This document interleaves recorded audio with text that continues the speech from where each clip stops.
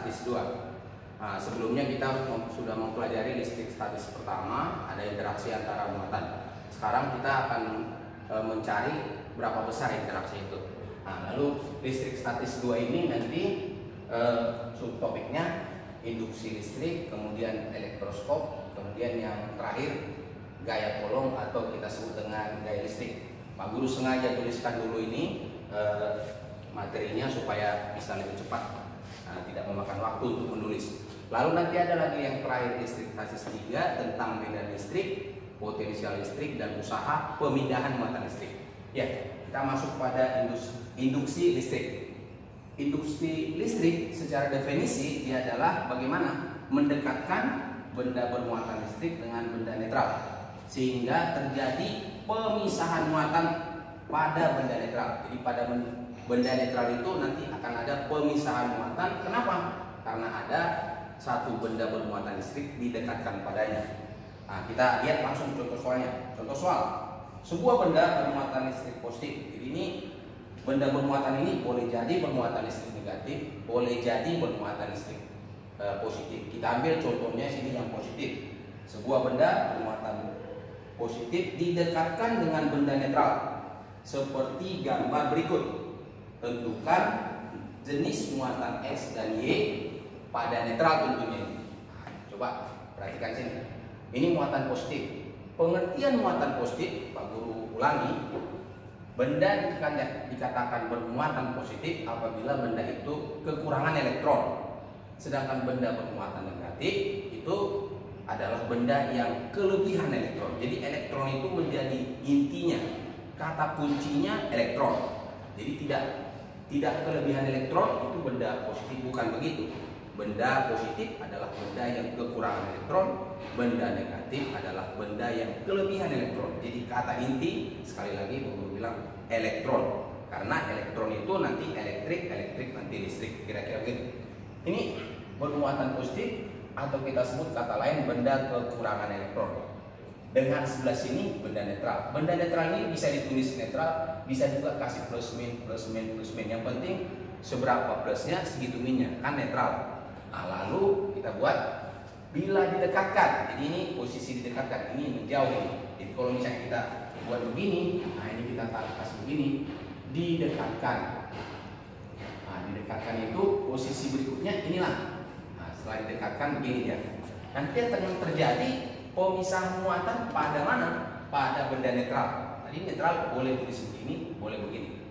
Nah, pada muatan positif tidak terjadi pemisahan karena dia memang begini dia dari awalnya. Yang berpisah itu pada muatan yang netral. Nah, coba kita lihat di sini. Di sini ada positifnya ada 6, baru muncul di sini ada 6 negatif, lalu sini ada 6 yang positif. Kenapa yang negatif ke arah sini? Karena positif di sini. Nah, kemarin kita sudah sebutkan pada listrik statis pertama, muatan yang beda jenis itu adalah tarik menarik.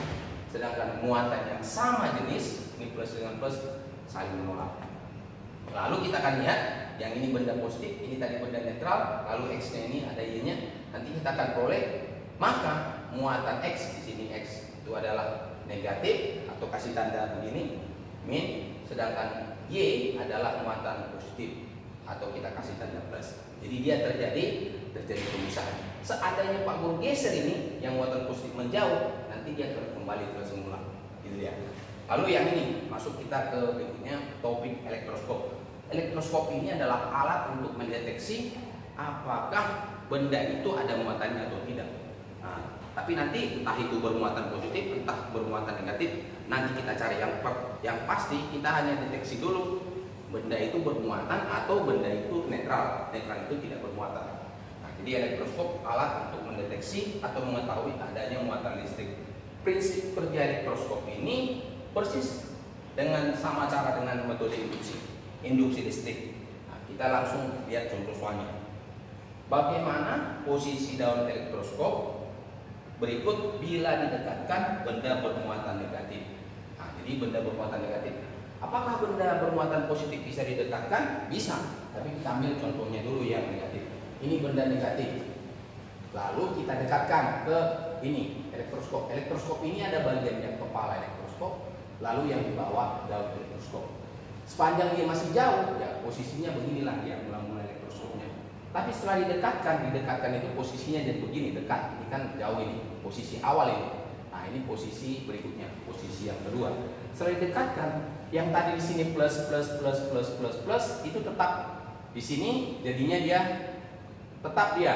Jadi di sini ada 4 min, lalu plus 4 di sini tertinggal, lalu 4 yang min di sini 1 2 3 4 tadi ini. Di sini tadi ada gini, ada min ini di sini turun ke bawah dia. Jadi ini kan nggak ada lagi minnya, udah turun ke bawah karena didorong oleh yang negatif. Negatif mendorong negatif sehingga turun sini. Di sini 2, sini 2. Nah, sini tadi mula-mula dia mengucup. Kenapa? Karena tidak ada interaksi ini netral, ini netral. Lalu sekarang dia udah membuka atau dia saling menolak. Kenapa? Karena yang negatif udah turun 2 ke sini, turun 2 ke sini. Dari mana yang negatif ini? Dari atas ini tadi.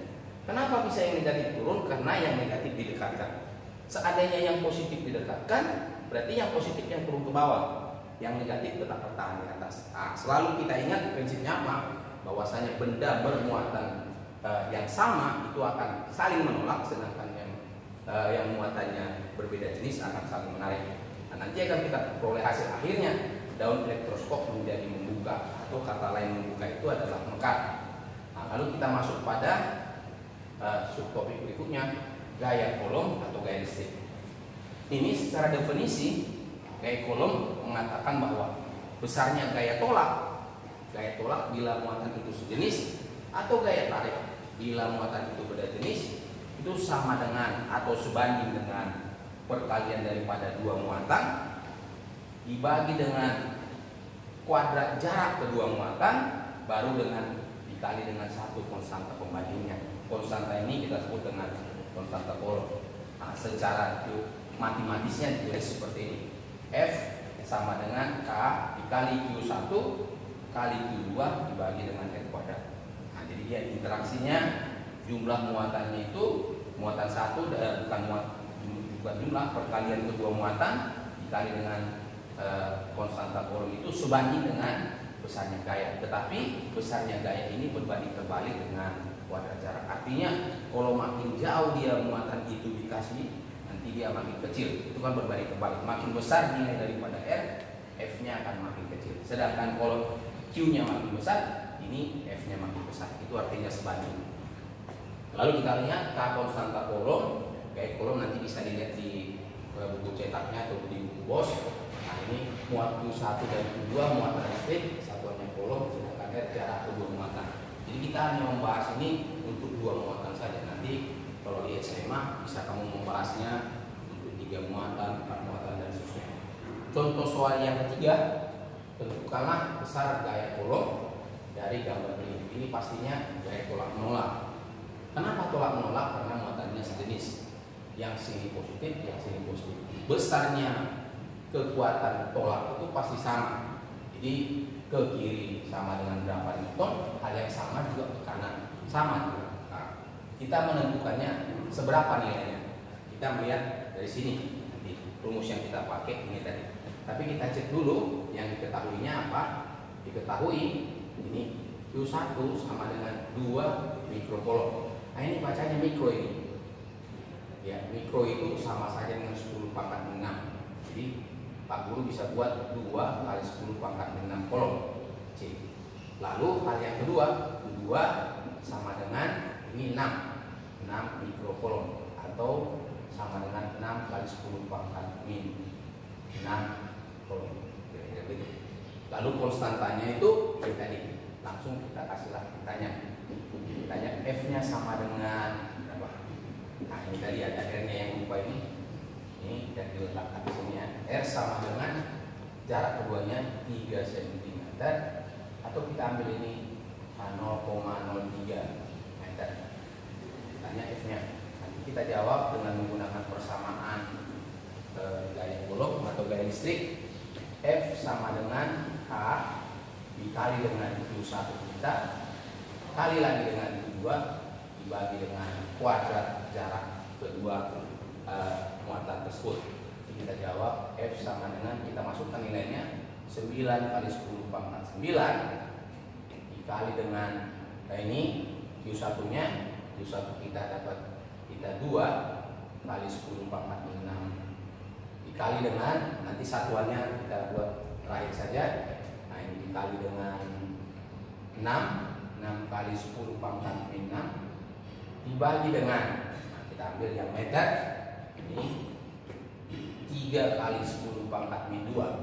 Jadi ini artinya apa? 0,03 itu sama dengan 3 kali 10 pangkat min 2. Min 2 ini itu datang dari mana? Jadi belakang koma ada 2. Kalau kita ambil begini, ini nanti 3 kali 10 pangkat min 1. Nah, seperti itu ya.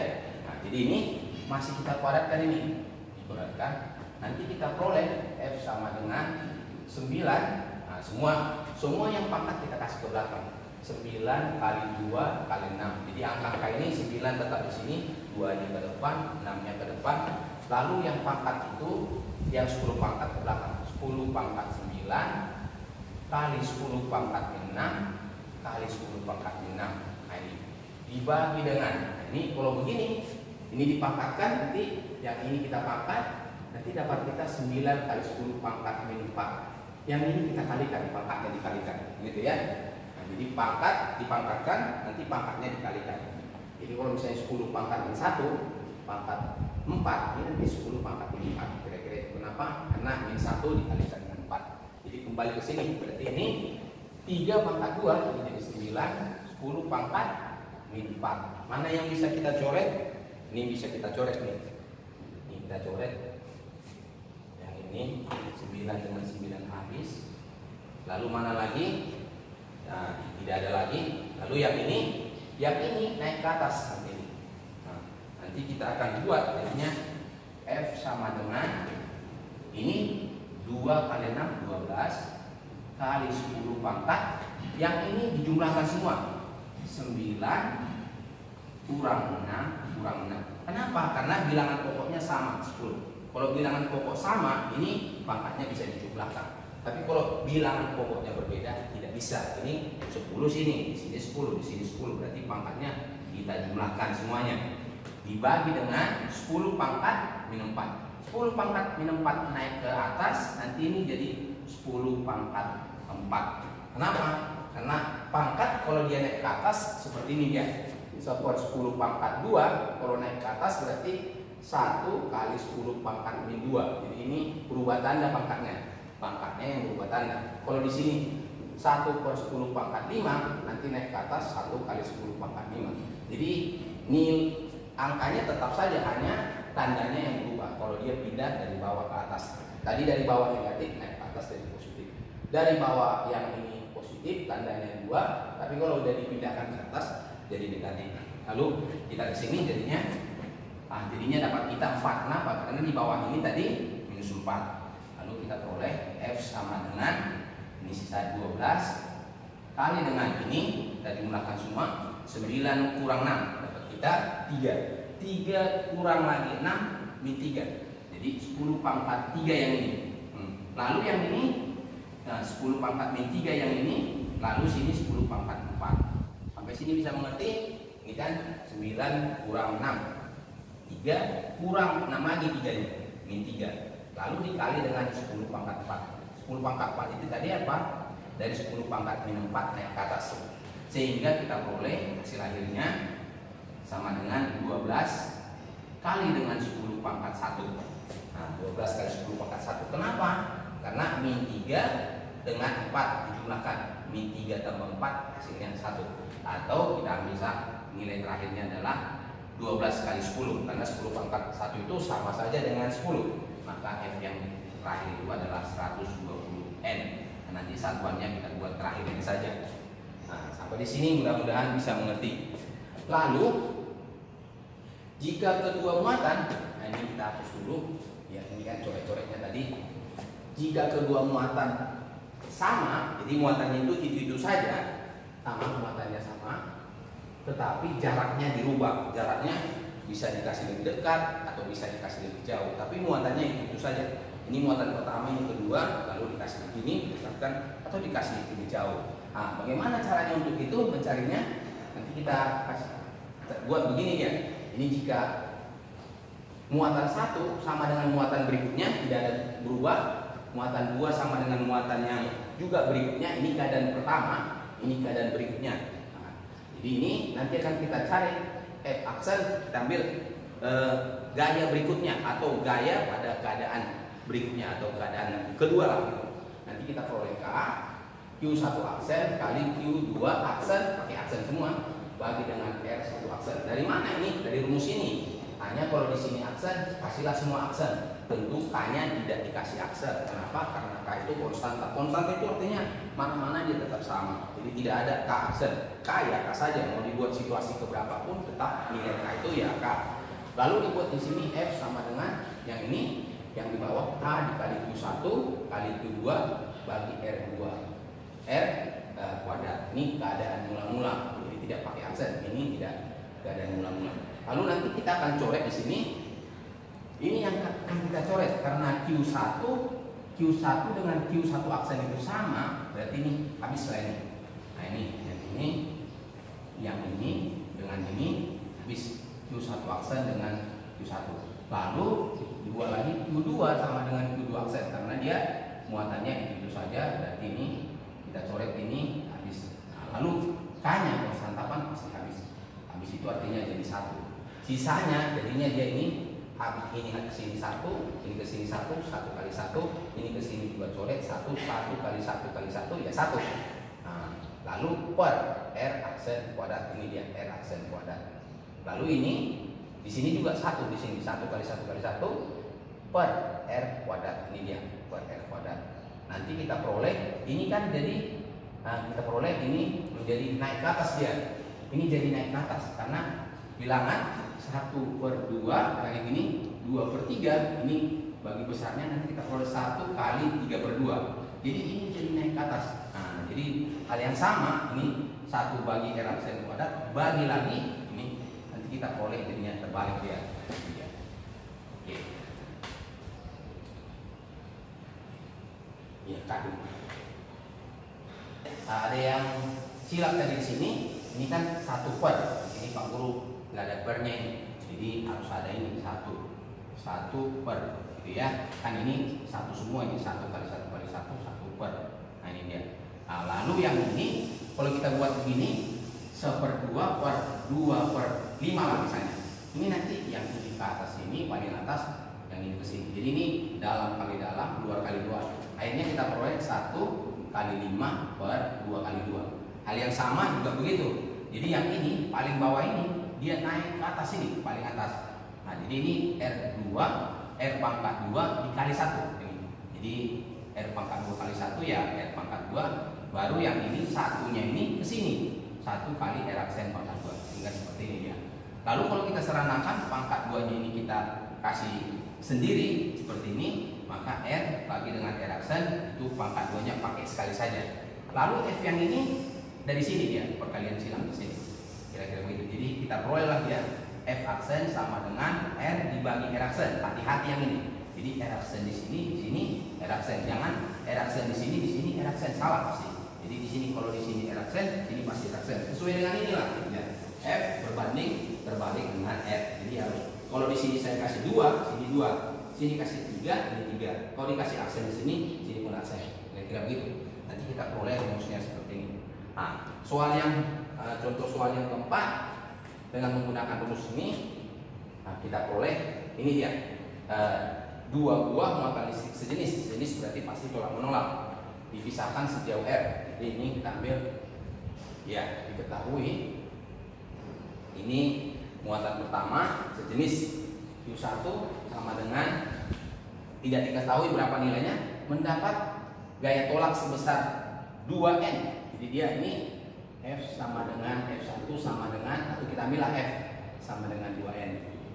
Lalu R-nya, R pertama kita sebut dengan R. Jadi ini R-nya tidak berubah.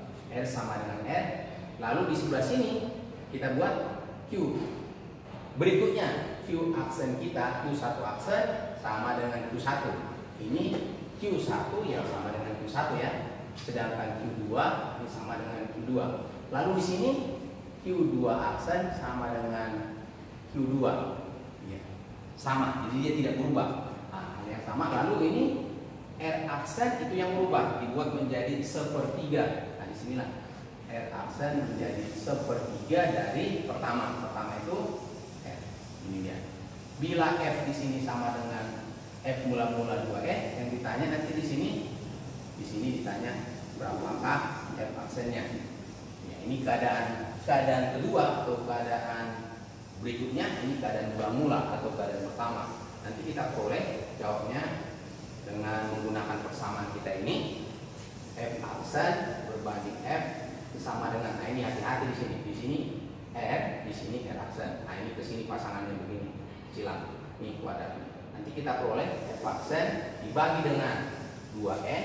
Ini 2N itu tepatnya dari F mula-mula sama dengan R mula-mula ya R aksen itu 1/3R.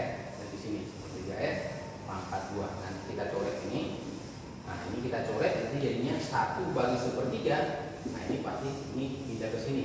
Atau kita buat 1 kali 3/1. Nah, sehingga kita peroleh ini hasilnya. Ini F bagi 2N sama dengan 3. Ini kan 3 ini naik ke atas. 3/1. Nah 3/1 ya 3. Pangkat 2 nya jangan hilang. Nanti kita peroleh F sama dengan 9 kali dengan 2N.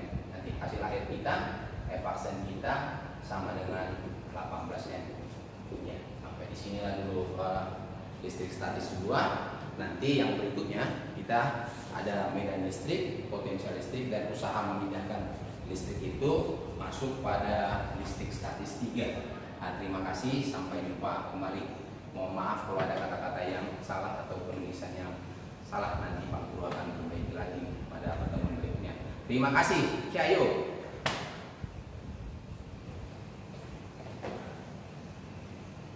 Berapa Pak? Berapa menit?